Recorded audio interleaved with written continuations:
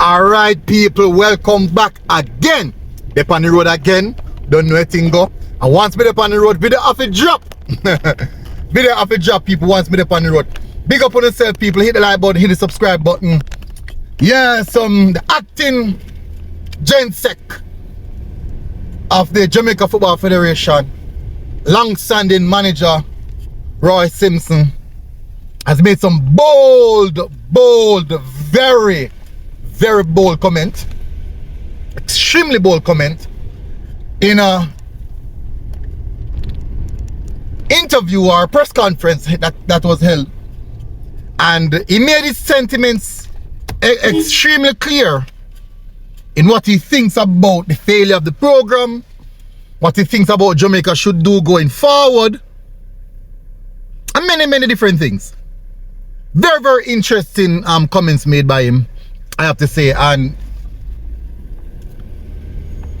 my thoughts, what I think about it. Basically, from my perspective, sure, the heritage players them under the bus, basically. Now, can look on it two ways. I defend the aspect of developing local talent, which nobody can too complain about.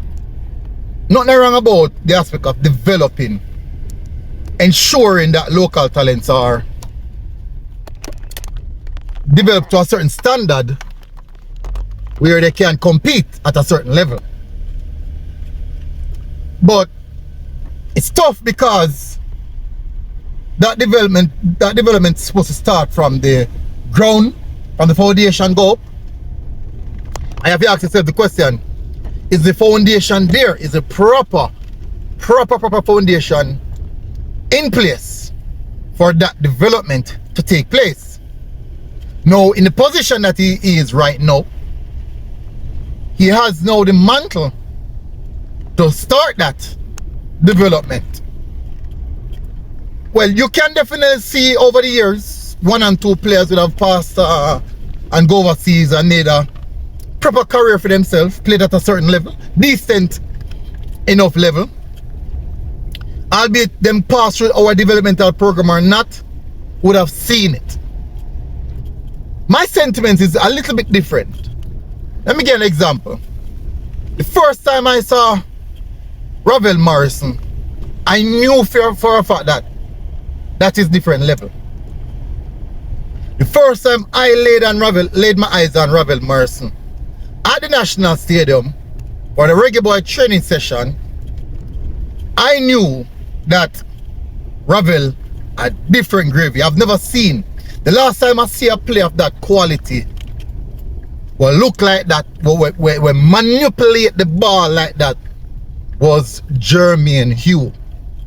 Was the last player that I've seen to manipulate the ball like that. And when I saw Ravel, it's a notch above that. And I'm like, what the heck is this?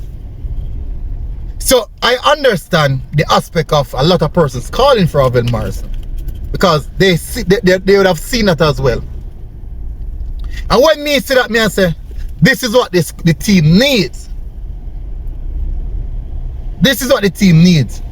But you can't also look past the sprinkle of the hunger and the desire, which makes a national team thrive. Because it's not club football that people turn up and then turn up because they get paid. Something else have to be in it. That desire and passion has to be in it. Some might agree, some might don't. But the desire and passion is a part of international football.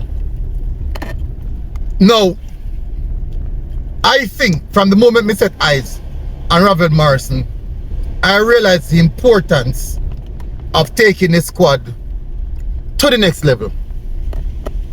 And since then, you know, we see him come in and out. We don't know, I personally don't know the varied reasons why. A lot of persons would want to know, a lot of persons ask questions about it, but not many information or answers were given why he's not necessarily a constant feature in the team, and in recent time would have seen him in the team, but he's not there. Saying that to say, I cannot come to the conclusion that we never make it to the World Cup because of not too many local players in the squad. That don't make no sense. Because when you look on the level, yes, Liam Bailey hasn't necessarily given us that level on a consistent basis, but you can clearly see that his levels above almost every player in our squad. And again, he hasn't given us that level. So you cannot fall upon their back. No, that could also be, his statement could also be another factor of brushing off the Federation responsibility in getting the right structure and personnel in place so that we can have a successful men's program. Because I won't say because the Reggae Boys didn't make it, our Reggae Boys potentially still have a chance, but it never happened. And when we want that Jamaica football mash up, no, that's not the case. The Reggae Boys is not the end or all end to a means where football is concerned in Jamaica. No, the Reggae Boys is at the pinnacle where the big money can come in from, but not because they didn't do well means that nothing at all now go on. I don't subscribe to that because I'm in football and I see progress in different areas and different phases of what is happening. But on the other hand though, I have to say that the Federation itself has to take some level of the responsibility in the handling of the program and the projections and the failures, the success, the failures, and also the projections, what's likely to happen, what's likely to come. They have to take some level of responsibility. That now, as me say, me understand where it's coming from in regards to local development, but the way him structure his remarks making it look as if that the failure was a product of the inclusion of the heritage-based players. I cannot subscribe to that. I don't believe in that, because then again I say, when I saw Ethan Pino for the first time, I'm like, this is what a defender should look like. This is what a defender should be doing. So all of them is something there. It vastly different where it's concerned. I mean, have to say, no, me not agree to the mass information or the mass ideology that is putting out there.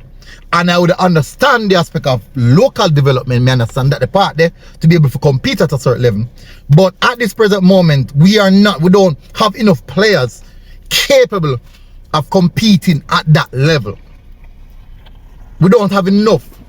And when you find out that some of the better players, they will be developed locally and pushing different leagues in Europe to further their development, i.e. Trevante Stewart, Damian Lowe, Andre Blake, Kyle Dixon, all of the players them will leave. All of the players them will leave Jamaica to go further in development overseas. Yes, but we don't have enough local players at that level to compete. No, we don't.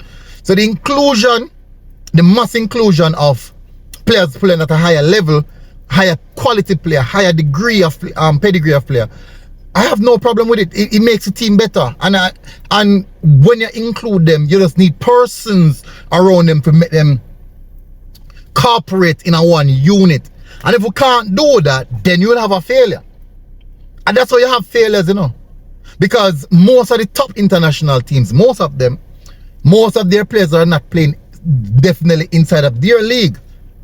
Brazil, all of these, some of these big nations, most of their players aren't necessarily playing in their league. So they have to branch out and say, okay, and bring them together and put a team above them that include coaching staff, technical staff, analysts, all that kind of something there for it to be successful.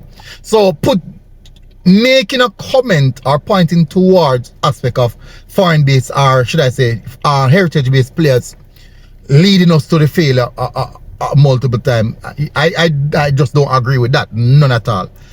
But At the end of the day, and I don't think a person of his position in the federation should be making a comment like that. He's a big man and he holds his own responsibility and he can talk how him feel like. But sometimes when you're in a certain position, if you believe something, if you think something, it don't necessarily mean you have to say it or you have to implement it. Sometimes you have to allow things to come to the forefront that you believe. And if it doesn't, it means your belief system was wrong. But I think that the comments made aren't justifiable. You can't justify those comments. Anyways, big up on yourself, people. Smash the like button, hit the subscribe button, and tell us what you think in the comment section. And I'll see you guys again. Until next time, MG Sports TV, we're out. God bless. Boom, outside.